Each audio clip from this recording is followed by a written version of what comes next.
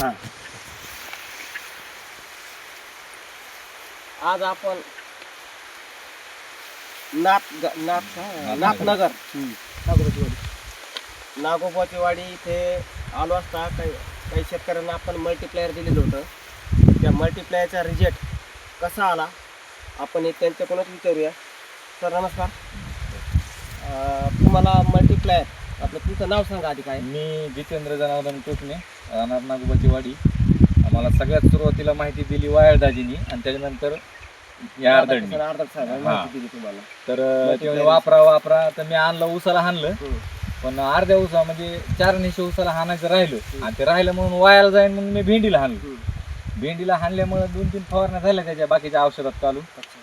त्याच्यामुळे हाईट बी वाढली, रिझल्ट बी आला. तुम्हाला म्हणजे बाकीची तुम्ही आतापर्यंत भेंडी केलेली? नाही, भेंडी माझी गुडघी इतकी झाली की चालू होत होती. ही छातीला लागल्यावर चालू झाली.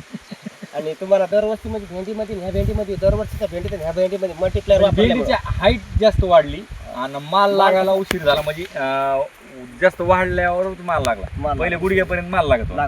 पण आता मालामध्ये फरक म्हणजे वाढ जास्त उत्पन्न वाढ असं ना त्याचं. उत्पन्न म्हणजे आता हे एका दिवसात 13-14 कॅरेट निघत. कॅरेट निघाला अर्धा म्हणजे दरवर्षी पेक्षा तुमच्या उत्पन्नामध्ये वाढ झाली. हा. तिला फुटवे बी जास्त फुटल्या गेली, कलर क्वालिटी बी लागली.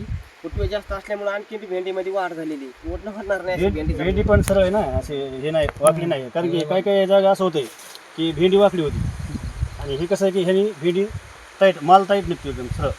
म्हणजे एकंदरीत तुम्ही मल्टीप्लायर वापरून समाधानी आहेत? हो मग आता काय समाधानी. मग तुमच्याकडून उभंच एक पेटी घेतली आज उसाला टाकायला. नाही म्हणजे नाही उसाला टाकले